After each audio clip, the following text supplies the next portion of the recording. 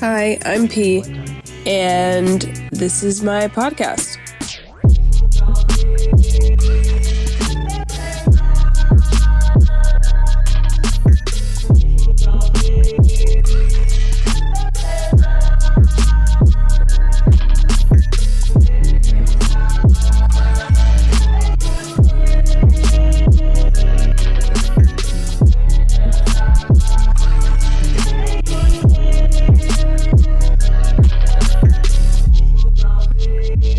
Well, welcome to Cheat Codes with P. Thank you so much for showing up. Lil, would you rather be called a FlexMami or Lil? That's maybe the first question.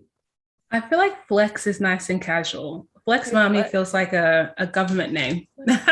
My full legal name. Cool. All right, Flex. So let's start with I like to try to introduce people, but I feel like I don't always do it the best justice, especially someone like you, because you are so multi-hyphenate and like just existing in multiple realms all at one time. And so the best description that I have is that you are a creator and a personality and yourself for a living. I want you to kind of describe what you do. Yeah, it's a tricky one. So you are right. I am myself for a living. I get paid to be myself.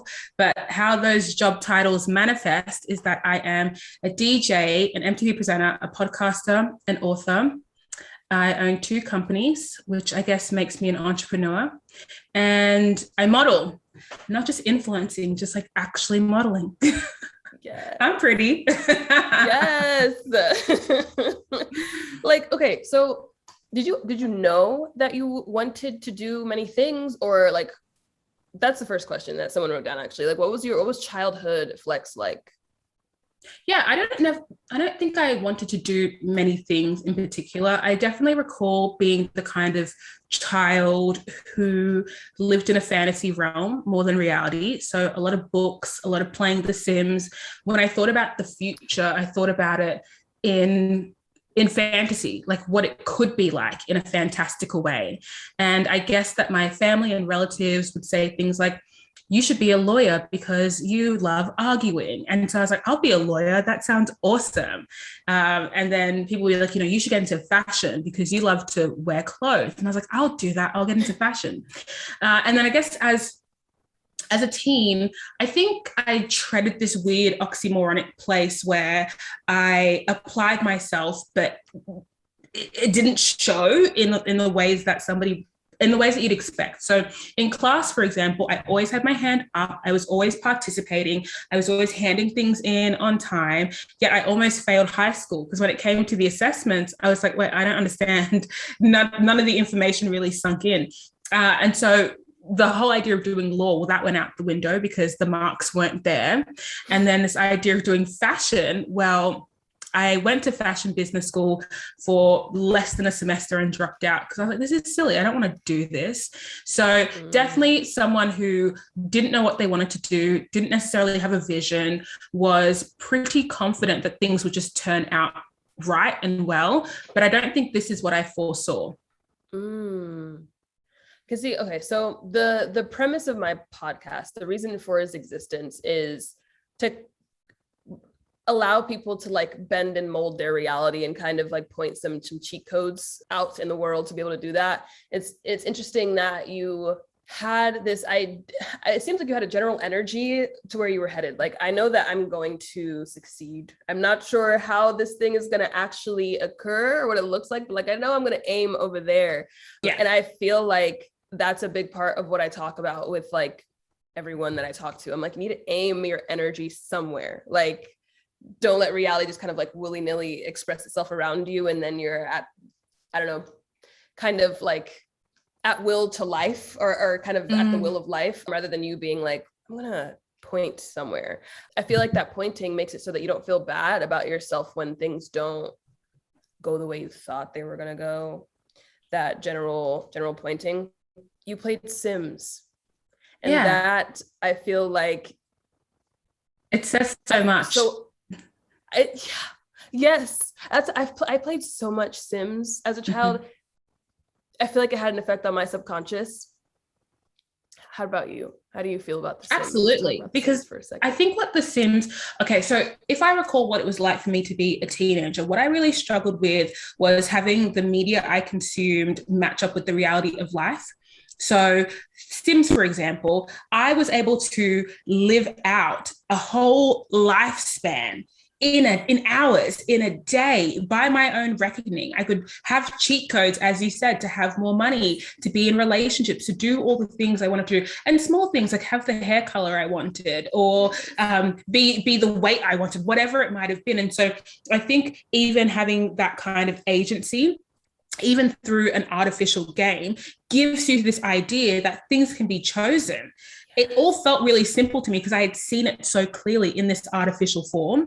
And so I find that, sure, like people could do this without Sims, but we rely on what we consume to give us context for our reality. So if every day for years I was sitting at a screen, living out an alternate reality and feeling as though I had agency, I was committing to it, I was adding my flavor, my creativity, I had vision, I had direction, that all essentially manifested into real life. And I still carry that kind of energy where I'm like, it has to be this simple. Because the thing is, as you know, someone who plays Sims, once you've played one game, you played them all. And whether or not you enjoy it is up to the details that you choose to change your experience. So, you know, like after you use all the cheat codes to get a lot of money, you start playing broke just to see what it feels like, you know, just to see if you could do it.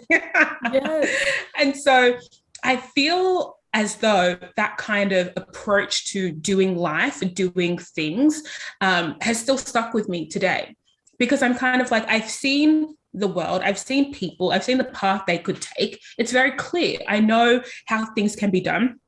But what about I change a few small things so my outcome doesn't mirror the outcome I've been seeing? Because I'm so sorry. I feel as though at one point when being studious was a thing, or being someone who did tertiary education, I was also on that boat. I tried it. I didn't like it. Now I'm switching things up and trying something else. And I kind of don't like it here sometimes as well. And so I will keep switching and switching and switching, because in my mind, it is that simple. I feel like I have agency. I believe I have agency. And so I operate with that in mind. However, it's not just The Sims, because when I think about my family dynamic, I was raised in a single parent household, an African Australian household. While I found my mum to be quite conservative, strict, she wasn't, in contrast to other African parents. She definitely let me express myself, have my little scene haircuts, wear what I wanted to wear. And granted, she was like, I wish you would, why don't you become a nurse? She still let me flourish. I remember being 16, talking about manifesting with her. And she just, I feel like other African parents would be like, that's the devil's work. You don't wish things, you pray. And she was just like, you know what? If you really believe it, I'm with you. And so she championed me. And also my whole family, I'm the youngest of 3 siblings, and I've got 2 older brothers, 5 years in between all of us. And we just had a really strong dynamic where I was validated so often. I was called princess. I was called boss. I was called, like, my mom called me mum. I was just given so much like maturity, or so much sense of maturity. And I felt like a full person. And so the foundation I'm working with, I recognize in my adulthood, is far different to what a lot of other people are working with. When you come from family dynamics that don't validate you, don't make you feel special or seen, I'm sure it's going to be harder to step into the real world and feel as though that is required elsewhere. And what I find really interesting is if I was raised with my cup very full, everything is just a cherry on top to me. I'm like, I really have nothing to lose, because where I came from, it didn't feel so bad. Right. So I feel like I can be risky and reckless and think that life is a game and everything is easy and whatever, because so far my reality is affirming that belief.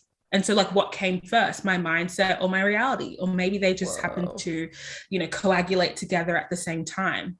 But it doesn't matter, because it's like, you just do stuff and stuff happens, and then it gives you the confidence to do more stuff. So stuff happens. It's chaos. If you're listening to, like, the audio version of this, I'm just like flabbergasted. That's what's happening. That's why I'm silent, because there's so many mirrors between, like, in my reality to what you're saying, and I'm like, this is really weird. That's wild. okay, I'm like, wait, I had 14 million thoughts just happen. And I'm like, I need to find one of them and start talking about them, please, brain. So so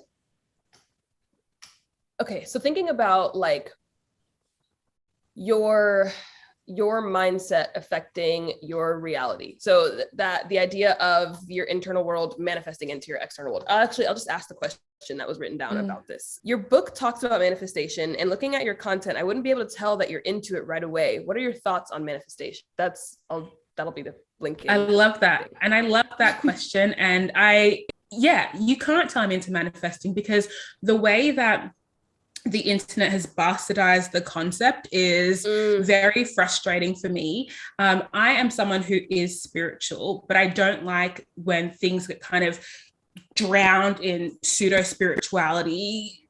It just doesn't really add up. So my definition, and a definition of manifesting, is the ability to will things into your life, both positive and negative, through belief, intent, and action.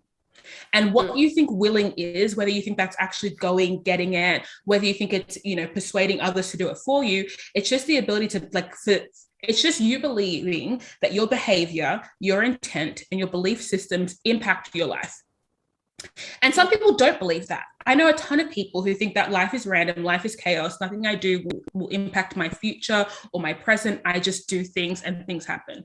But I fundamentally believe if I have this discussion with you and we connect, that's going to benefit me. I can manifest a positive experience here because I can be intentional about what I'm bringing.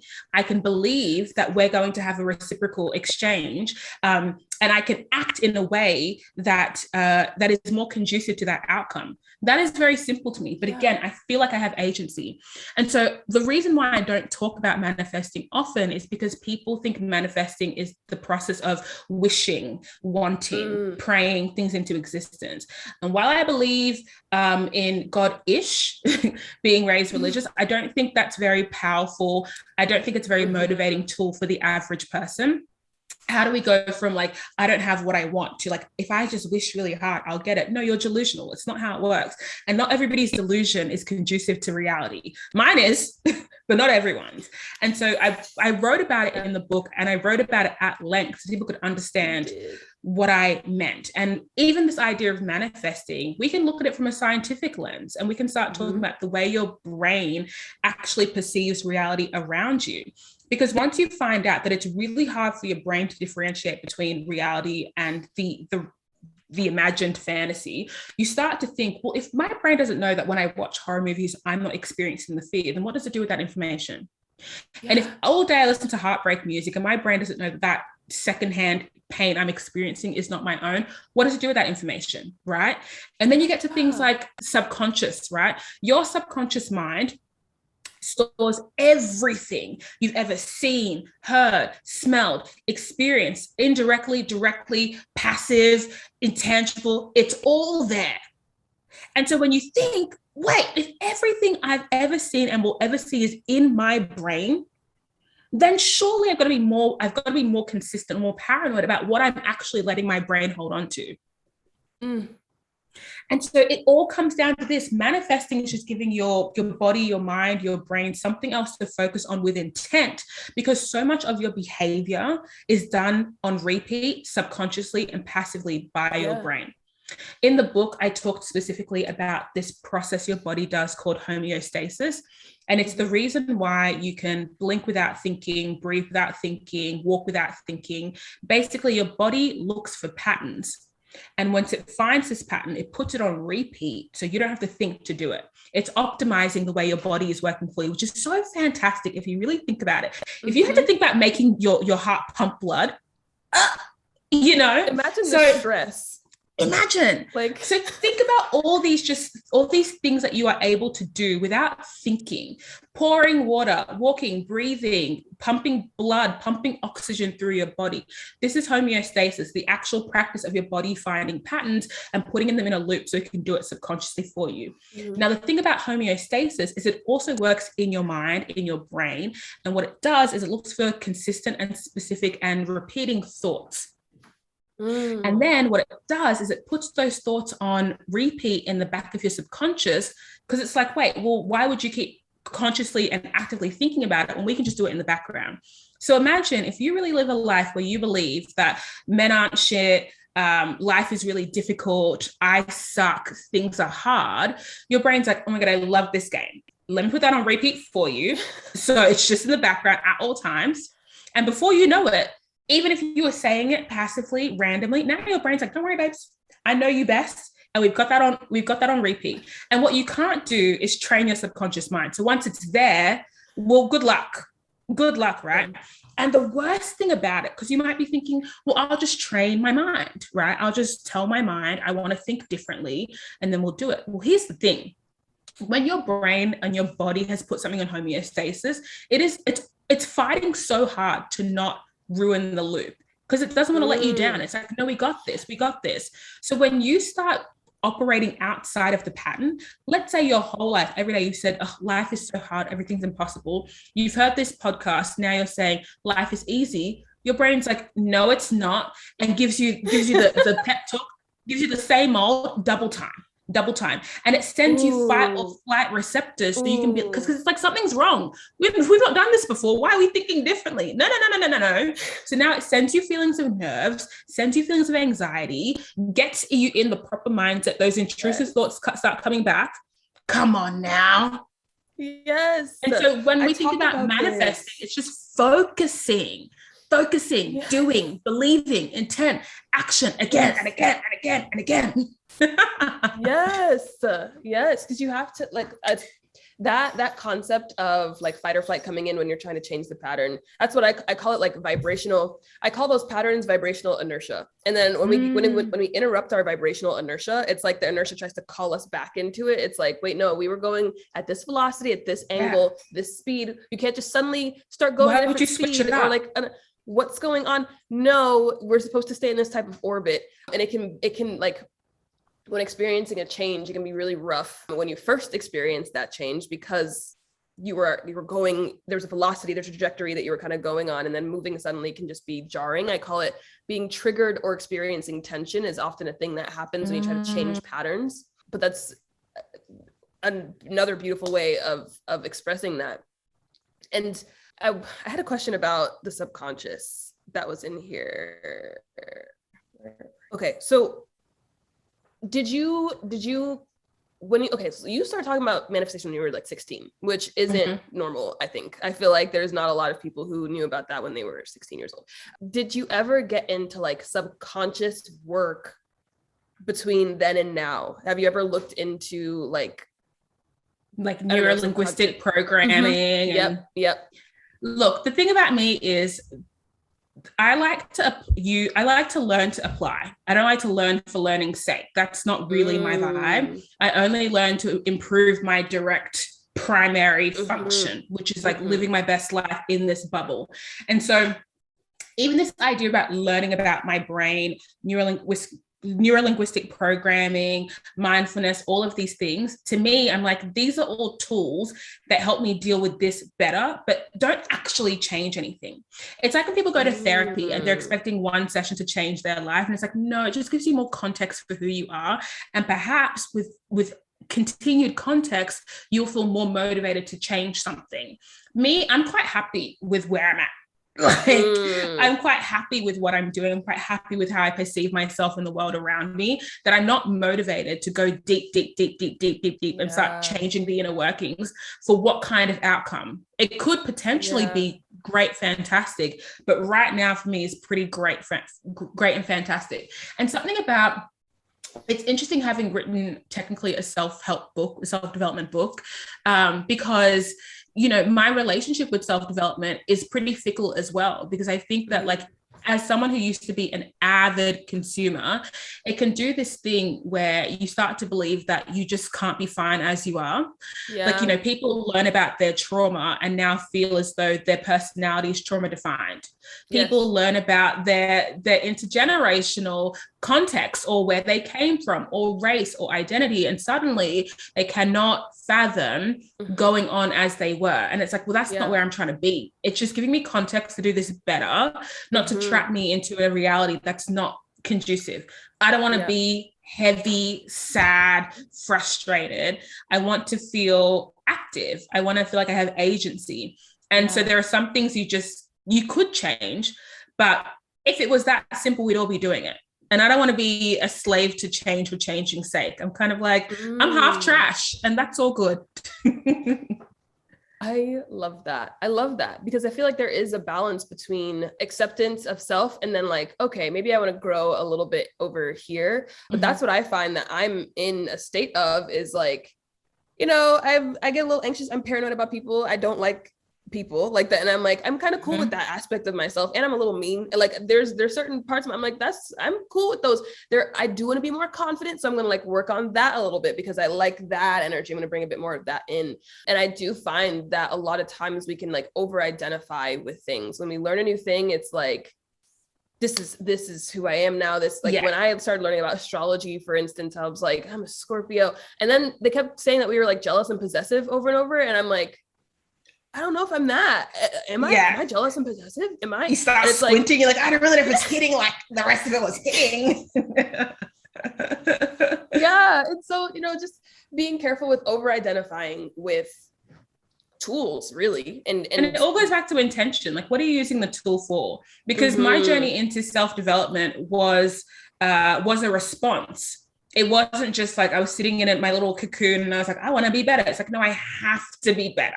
Like if I'm trying to get to where I'm trying to go, if I want my life to reflect my imagination, if I want to feel more fulfilled, I need to change things. Got it.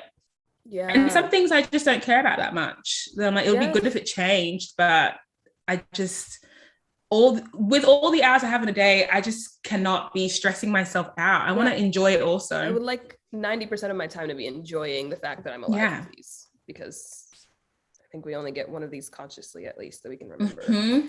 But cool. So next question, I guess this kind of be like a two-parter. I don't know. Do you ever feel strange about like multitasking or pivoting or like being multi-hyphenate? Does it ever feel weird for you to like do all these things? No, I feel really empowered by it. And I think it's because I'm actually good at what I do. I'm not just jumping around because I'm like so at one thing and then I get insecure. So I'm switching it up to distract you from the fact that I started that thing, I didn't finish it. No, I just do a thing. And then I personally feel as though I've reached a personal peak that I'm comfortable with. And then I stop. So for instance, DJing, I started DJing 7 years ago. But the moment I, was able to DJ in Rihanna's presence, SZA's presence, Doja Cat, I opened for her show. I was like, well, what do I need to do this for? Like, I already hit a personal peak. I'm happy to stop. I'm happy to not let this be my primary thing that I identify as. And I'm not going to repress or suppress that I did it, and I will still do it tomorrow. But in terms of that being my primary thing to identify as, there's no need. Being a TV presenter, well, when I worked for MTV, to me, that was the personal peak. I don't need to do that again. So let's move on. Let's keep going. And I think part of me recognizes, and it probably comes from working in an office for a little bit, but when they say that when it gets to a certain time in your role, when you have a traditional office job, staying there an extra year, 2, 3 is not really going to help you financially. It's not going to help your career trajectory. You're really just quite stagnant. That's how I feel about all of my slashes or my hyphens. It gets to a point where and I think geographically that context also matters too, because if you look at, Black Australians in media, there's probably 5. So I'm already in a sphere where I'm the top of the food chain and I'm objectively so small in the grand scheme of things that what am I trying to wrestle for? I've already proved it to myself. Let me keep going so I can keep iterating, keep creating spaces for myself, because I just don't exist. Yeah. So it's definitely a response. It's not as though I'm kind of like, oh, I just really want to. No, it's forward. I'm trying to go forward, like yonder, there. Yeah. I'm not trying to be here. Yes. Expanding, growing, moving towards something. Yeah. I completely understand as someone who's like also multi-hyphenate. It's like sometimes I'm like, okay, I think that one's kind of, I don't know if it's done, but like I could also do this, and it would be so fun to like put my energy into this as well and grow that, and then I could grow over here. It's just expanding. It's palpable, like, and because I often think, and part of me, I mean, have you done your Enneagram yet? I have, but it changes every time. Well, of course, yeah, luckily. But so I am tied with a 3 and a 7, and the 3 in me is all about achieving, being valuable. I seek out experiences, people that make me feel validated, acknowledged, valuable, all of these things, right? So that in the context of work, I'm constantly seeking the next thing that's going to, it's almost like I'm trying to outwardly show what I already feel inside. So now that I'm at this point where I'm being regarded as like an author and this, I'm like, I already had important things to say and you didn't want to listen, but now I've got a book to show for it. Well, now you want to talk, let's talk. Let's talk. Amazing. Because that's what I'm here to do. So it's this weird back and forth process where, and it's not necessarily the healthiest thing, because, you know, if I was completely healthy, I would just be comfortable knowing what I know and not feeling as I had to share or had to project or prove to strangers that I'm valuable and important and special and worthy. But we're not through that yet. I'm still young. So, you know, the slash thing. It's really helpful. I think it's really helpful. That's probably why you have because I'm like, even just looking at you do that, I'm like, there's a part of me that wants to express and be like, I'm a badass and I'm literally amazing and I do it. And then I see you doing it and I'm like, see, like, that's fine. Sure. Right? Like, when you know, you know. But that's it. So every slash, it's me trying to show. I'm like, it's not a fluke. Like, I didn't just get lucky at that thing. I wasn't just in the right place at the right time. Like, yes, all of those external factors benefited me. Yeah. But if you put this shit on paper, being like a fat, Black, you know, single parent home, whatever, in Australia, this is not like I'm in a space where I am the norm. I am the one who is set up for greatness. So I'm kind of like, let it not be seen as something that was meant to happen. Because some people operate in spaces where your success was already coming. Whether you're a nepotism baby, a white man in finance, your time is coming. It's always there. It's been there. Yeah. My time, this is like this is paving new way. It's opening new doors. So let me keep opening. So people don't think that I'm playing. Oh my God. I agree with that. And I feel like for me, that's me in the like spiritual space where I like a lot of people expect beautiful white women to like be in the spiritual community and like they'll be fine. Like it's expected. And then like me, I'm like in first generation American poverty, like all that stuff. And I'm like, I'm gonna do it. Like and it's not an accident. It's happening because I'm deciding it's happening and I'm making it happen. And I refuse to just fall into things and like, oh, no. It's like, no, it's, I'm going to bend reality to my will. That's what's gonna happen. I chose this. Yep. So I feel like that's amazing. So thank you for sharing. I don't know if, you know, if you'll feel like it's like a flaw or something like that you want to share, but we appreciate that out in the I love it. The more context people have for me, the better. Beautiful. I think I asked this before, or you answered it before I asked. One of the questions was, did you read self-help books growing up? The second part of the question was, what made you write one? Like, what happened? And then you were like, now I need to do this. Yeah. So definitely read self-help books. And the reason why, the trajectory was, I was into asking a lot of questions. That was just my thing, as it's my thing now, but it was definitely a defining thing as a child and teenager. And I loved hypothetical scenarios because I just found the conversations to be far more interesting. Because I always felt from a young age, people lie. People like to over enthuse or magnify their goodness. I'm just like, I'm not here for it. But suddenly in this hypothetical reality where things just happen and they're not a reflection of your moral character, or are they? You really start to see people and their true colors. So I used to sit at lunch and type in like personality tests, personality quizzes. And then that brought me to the Myers-Briggs. And then that, weirdly enough, brought me to The Secret. And that's how the manifesting at 16 thing began. because there's a subsection of the Myers-Briggs that's very like Christianity based. So those things were going hand in hand. And then obviously you type in self-help, Oprah comes up, then The Secret comes up, and then, you know, suddenly you're reading about manifesting at a young age. That's how it happened. And I would read self-help books, but me, I love a skim read. I'm not here to, unless it's fiction, I'll read the words. With self-help, I'm like, just give me, I'm trying to go to chapter 7, find what I need and go. And the thing about self-help books is it's the same old, written by people who don't reflect the reality I'm trying to live. Like these self-help books are honestly just about how to work. And I'm like, these things are good, like, you know, but outside of that, I'm trying to be better, feel better. And those things are so intuitive that I'm like, how do I distill what that even looks like?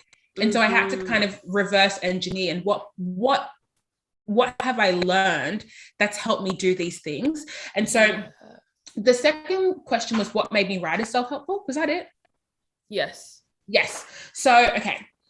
Basically, as someone, so throughout my career, I guess the through line is that I just speak for a living, no matter the format, I just speak and share thoughts and ideas. I debate, I discuss, I critique, I analyze for a living. Some of those things are very superficial, some of those things are very serious, and that's the deal.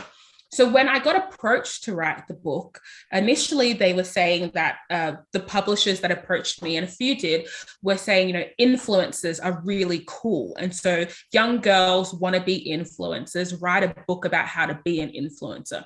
Similar to what YouTubers write. They kind of write a book that's like, hey, I'm a YouTuber. This is how I did it. This is how you could do it. But it's mostly fluff. It's not going to give you any real insight on IP, legalities, signing away your life, how to price your rates. It's not that.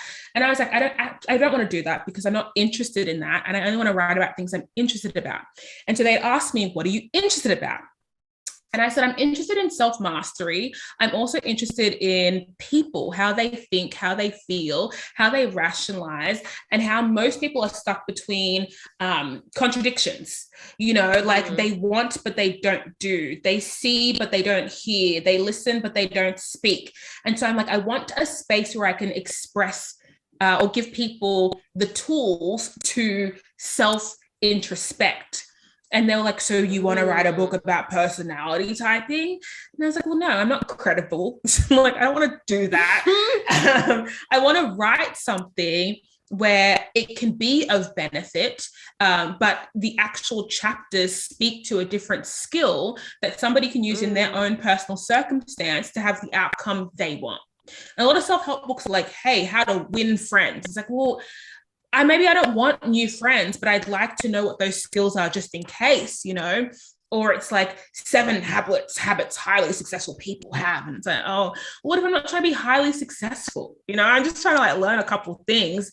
And so to get to the actual point of writing something was very difficult because I had a different objective to a publisher. Like they're trying to make money. Right. They're trying to align themselves with someone like young, cool, hip, whatever.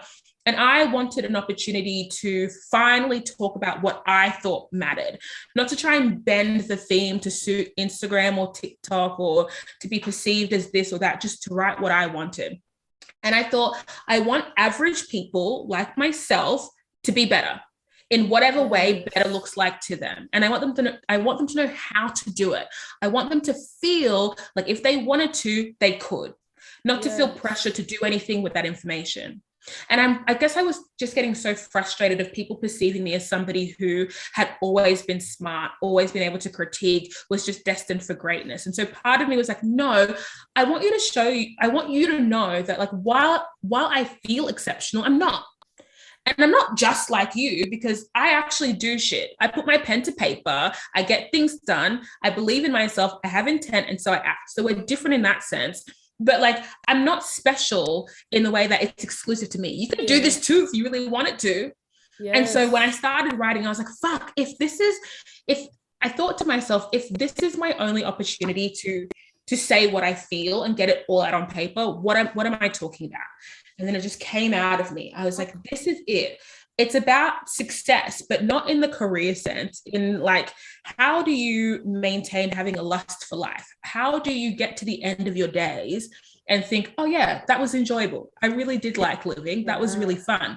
And I think most of us aren't on that trajectory. We're really not. No. We're hoping that something dramatic or drastic changes to kind of, shift us or to help us veer off course. But that's not happening.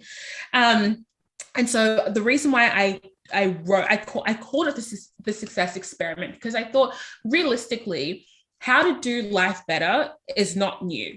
It's been the same advice. Think a little more, eat a little bit better, be mindful of your mind, body, soul connection. These things are all there. But the difference is somehow the mouthpiece that is disseminating this information is not hitting. Right? Like, I don't want to hear from some 60-year-old white woman spiritualist about how to be better, because I'm so sorry, we're not living the same reality. Nope. And so I thought, okay, like, this is my opportunity to not lament that it doesn't exist, but just to do it. Yeah. And also, so people wouldn't rely on me to spoon feed them. Right? I'm kind of like, now you can read the book. You want to know how you change your mindset? Here's the book. You want to know how to critically think? Here's the book. You want to be self-aware? Here's the book. And so it was an awesome process. And, what's frustrating about it is people have the book and they're not reading the book, which, again, not my problem. I kind of had to just like release when I was done. Yeah. And yeah, it's such an odd process. And it's terrible, so hard to write a book, so difficult. Oof. Would I do it again? Maybe. I was like, you're going to write another one, aren't you? Who knows? I feel like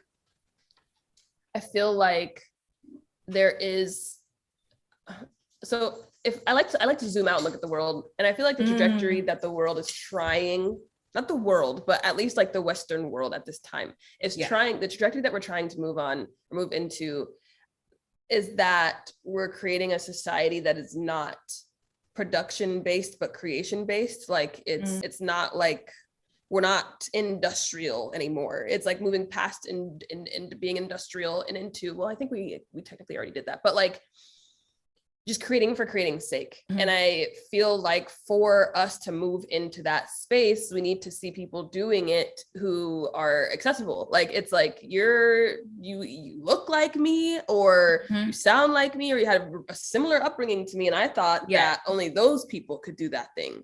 I didn't know that more of us could do that thing. And that's why I feel like the rise of TikTok is a great example of that, because literally anyone could get on there and like in a year suddenly be a millionaire because they were on TikTok. And so I'm excited for that evolution. I feel like because of this, robots are going to start doing a lot of jobs, because a lot of people are going to stop doing those jobs and just be making art, really just creating things. That's my maybe idealistic self coming out. It doesn't come out that often, but I'm going to put it out in the world to manifest maybe at some point. But that's a big part of like why I do what I do. Cause I'm like, I mean, I'm not normal because I'm a little crazy, but I feel like I'm an accessible human being. And I went from like just normal, regular-ish, probably less than regular when it comes to like money or whatever life. And then I was like, cool, I can just do stuff and like very intentionally, and then stuff unfolds.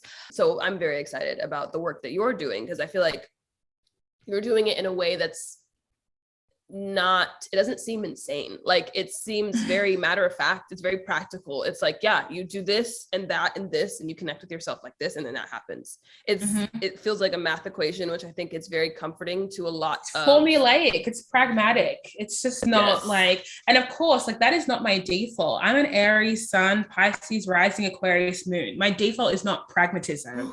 I want to stay head in the clouds. I want to be like on my fantastical, imaginative shit, but I'm just a product of my environment, and I recognize what needs to be done to get to where I'm going. And if I want to be a full-time head in the clouds spooky bitch, then I need to flex that pragmatic muscle to get me to a point where that can be my reality. But like you said, it all comes down to intention. And I feel like I will drag that word into the ground because people are not listening. It's not making sense. Showing up is not being intentional. Talking for talking's sake is not intentional. Following the right people is not intention. Like, where are you trying to go? What is your best case scenario? And what are you willing to do to get there? Because what I'm seeing is a lot of people who want to be the beneficiaries to somebody else's effort. Like, I talk a lot about the parasocial relationship my audience has with me and how they think by proxy, they too are critical thinkers because they've read my critical thinking, you know, or by proxy, they are self-aware because they watch me be self-aware-ish. I'm not completely self-aware, that's a lie. Or, you know, they now have a better understanding of race because they've observed my understanding. No, right? Like, what are you doing? Like, what are you executing? What are you inputting into this cauldron, right? Because my cauldron is overflowing and yours is bare because you're helping me feed into mine. Every time I come on the internet and express a thought that is half-baked with the intention to learn or understand or improve, my cauldron gets bigger. Your one stays empty as you're here doing discourse with me. What is flowing back into yours? And so when I'm always saying intention, because it's something about, I watch people recognize what is happening now, where they would like to go, but not doing anything in the interim to ensure that that is the direction they end up in. This kind of like, and all these like non-spiritual people just hoping, wishing, waiting. I'm sorry, that does not align with your body chemistry. Like, for me, I feel like I was raised religious. So even if I'm not here with a personal relationship with God, God has my back, babes. And if not God, definitely my mom, she's praying for me, you know, and then I feel like I have personal agency. And then realistically, the way I walk through the world, I feel invincible. And not that I feel like I can just go walk down the street at midnight and nothing can happen to me, even though I do feel that way. But I just feel like, what is going on here? We're just all on this planet, and like, you know, we happen to be able to breathe this air and we can drink this water, and it's just like, well, we're just all comfy with that. And then planes can fly and boats can fly. We have internet and Wi-Fi and Bluetooth. Now you can't do that small thing you wanted to do. What are you talking about? It's so ridiculous. Everything is absurd. Lean in. Just lean in. Just take a look at what is going on around this is ridiculous. You. Like, the fact that we're here is in 2021 ridiculous. Look at the people who are the voices of generations. Look at the people running countries. And what? You just really? This is the absurdity is such a wonderful and calming concept for me to like think about. Of course, it's terrifying, but like I'm like, this is the most absurd thing that could possibly happen, and so that means that something's going on. Like I'm like, something's going on. Yeah, planetary, spiritual, whatever. Something's going on, and I'm going to utilize that something, whatever it is that's making all this weirdness weird. I'm gonna play the game with it, because. And the thing I keep coming back to is, honestly and truly, in the most literal way possible, whatever you think you want, crazier things have happened. Yep. I'm just so sorry. The average person is not dreaming so profoundly that it is in the realm of impossibility. Given the lives we live, the things that happen, what we're exposed to, I'm so sure that what you want is within arm's reach. And so now I'm concerned with, do you not understand the society we're in and how it functions, and how you two can align with the way it functions to get what you want?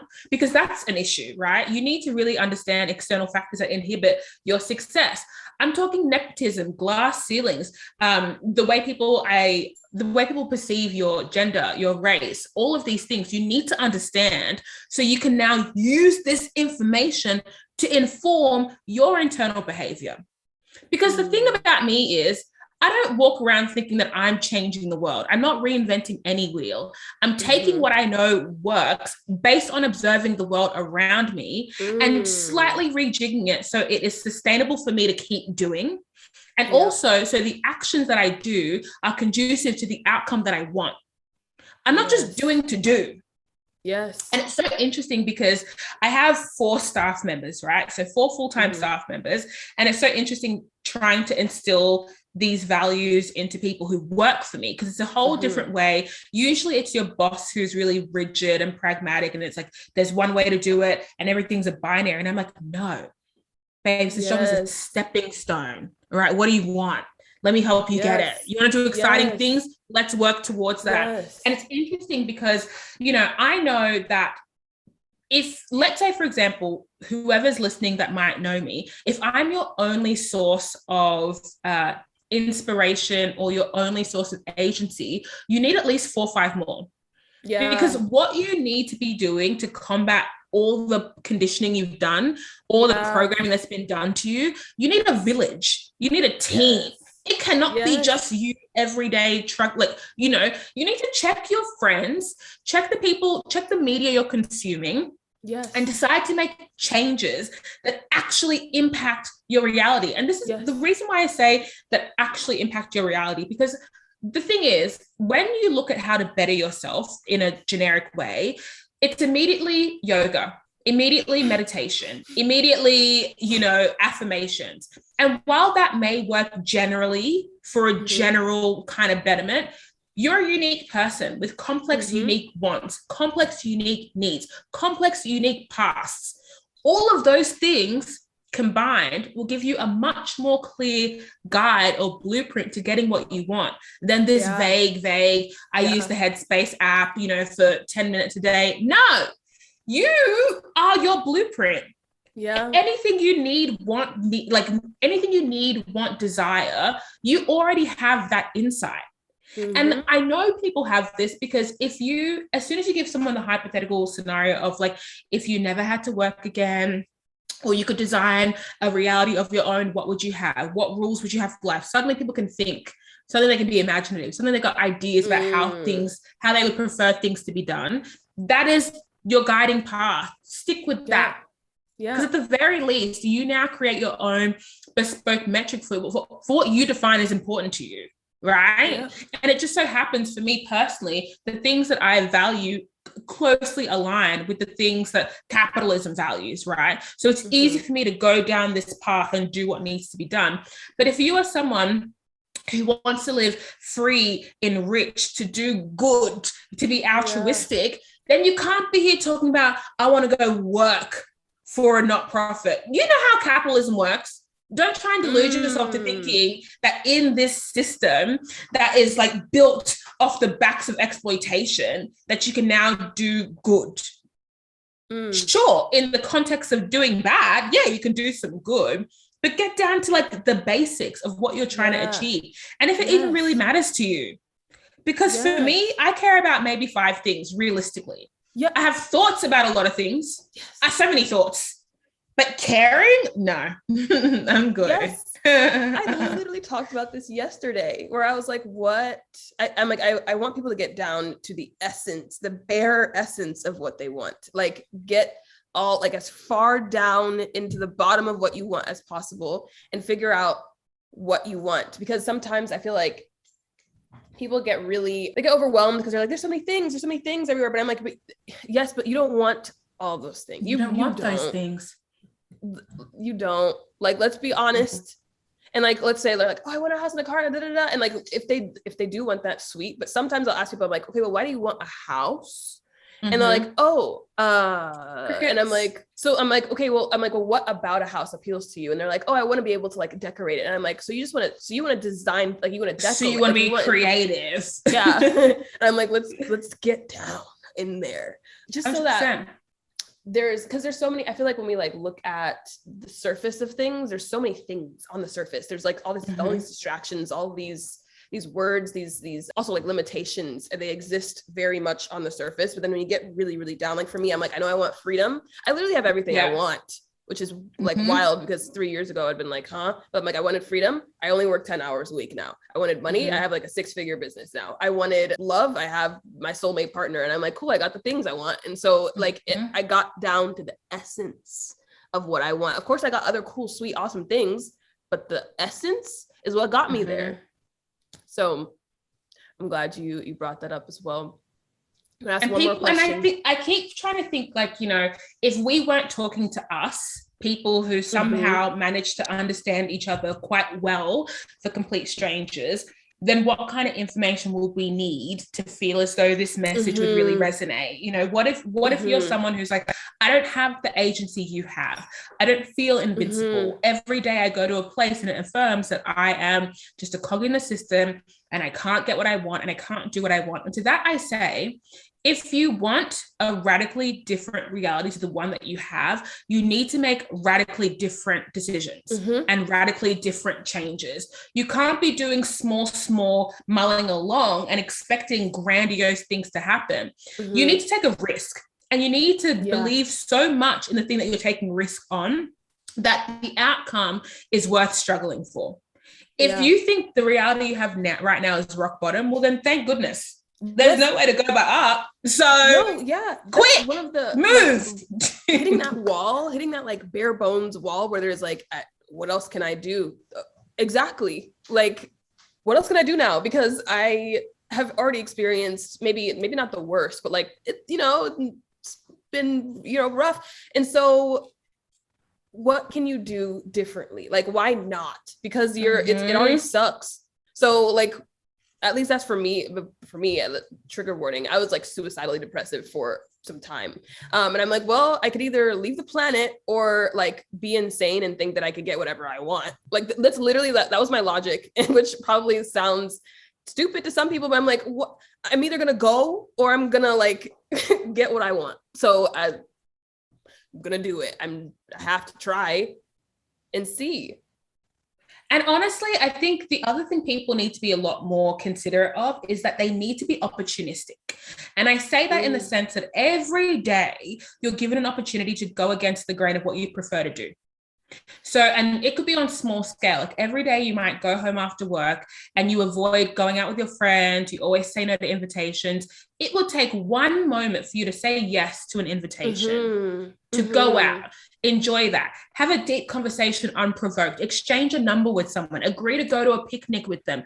That could really change the trajectory of your life, but you won't do it. And so if you can't be opportunistic and like, so clearly spoken, if you can't see the opportunities that are in front of you and take them, then what you're waiting for is people to validate your inaction. And that's just not where we're at. I don't care if you never do anything with your life. I'm not bothered, but you are. You care because you're here listening to this podcast, looking for a sign, looking for, the anecdote that fits so neatly with your reality that you now feel empowered to act. It's not coming. The sign is not coming. The special let me hold your hand is not coming. Nobody is going to wait for you to put your hand up and finally accept the gifts that keep orbiting around you. You have to now see them and say, oh yeah, I'm going to accept that. I'm going to try. I'm going to do things differently. And I always say when people when people want career advice from me, they're kind of like, you would never get it. I'm like, I too graduated high school. I too dropped out of uni. I too had an office job. What is so different? The difference is when I started DJing for fun and I was doing 20 hours a week, I was like, I don't want to work 2 jobs because I don't want to have a hard life. I want to vibe. I want to live a life with ease. And I want to live a life that I would look at and be like, wow, that's so cool. So I just did it. Did I have savings? Not enough. Sure. I probably had, I think I would have had like $10,000, which is a lot to have in savings, but not a lot when you live on your own and you live in Sydney, Australia, probably one of the most expensive places to live ever. And did I have a family to fall back on? No. Like I would be giving my family money. They're not giving me money, even then being 20. So the decision I made was with the mindset of the fact that like, yeah, this could fuck up. But then what do? I hop on that job website, find another job that doesn't work out. Like everything is so simple when you think about it. Yeah. But I wanted to end with the fact that, and I talk about this in my book as well, that it is okay not to want stuff as well. Like too many of you are stressing yourselves out about not being exceptional, when in reality, that's not going to nurture you anyway. Not everybody is built to do, built to act, built to want, built to dream. Some people just do the rudimentary, they do the basic, and that is fine. And if you're one of those people, I would much rather you figure that out sooner than go on a wild goose hunt trying to be the most exceptional person that ever walked. Do that and then feel empty inside. Yeah. So it's also, and it just comes back down to basic introspection. Before you Yes. think about what it is that you want or where you're trying to go, who are you? Yes. Who are you? Yes. Like, what do you like? What do you dislike? What do you need? Yes. What fills your cup? What makes you feel irritated? If you can't answer quick, you have no business talking about, I'm trying to manifest this new job. No, because if you don't know what you want, you don't have the insight needed to manifest anything accurately or intentionally. Everybody needs to go back to bare basics. Yes. Who are you? And so in the book especially, it's why I broke it down to who are you? Then who do you want to be? Because realistically, the person you are isn't getting you to where you're trying to go. The person you need to be might just need to get up earlier, might just need to eat more vegetables, might just need to, show up at the event and have a conversation. But if you don't know who you'd prefer to be and you can't start learning those skills and those attributes and those characteristics, then you don't get to figuring out what you want. Now, what looks good, now what sounds good, what do you want? And then the most important thing, why do you want it? Like you're saying, what do you anticipate it's going to do for you? Because stuff is just stuff. A job is a job. Things are things. Life is chaos. So if you have this grandiose idea that dating that person or having that job is going to be the key to everything, read a book. Read a book. They all start and end the same. It starts chaos, it ends. You know the formula. Something is always going to be difficult. So you just need to pick what discomforts you're comfy with. Yeah. And then once you figure out why you want it, how to get it is the easiest bit. Like, is it not? Because every day I wake up and I'm kind of like, if I just go through that same cycle of being like, wait, well, who am I today? And who do I want to be in future starting today? Oh, and what do I think I want? And why do I think I want it? Okay, great. That was the hard shit. Let's just go get it. Because knowing all those things about myself has created this blueprint where getting what I want has become the simplest part. Yes. I love this. Is so good because I feel like every person that I've talked to, if we get down to the essence of what they want, I'm like, it's literally like you could experience that today. Like they're today. I'm like, you could literally have that thing, that feeling that you're asking for. You could literally have it today. And so I love this conversation. I'm very grateful. I need my dog to stop being insane. What are you up to? What's going on? How can people get in contact with you and get more of this energy that I know that they're going to be obsessed with? I mean, who knows? Right now, I'm on my trajectory off this because I feel like for a long time, helping people was definitely a priority for me, like helping people through trying to offset the bad with the good, And then I thought, no, I'm making myself accountable for people's inaction. So don't worry about finding me. Just, if you happen to come across my Instagram and you like it, then join. But I'm not trying to build a connection with you, random stranger listening. I don't want to do that. I want you to just enjoy. Chart.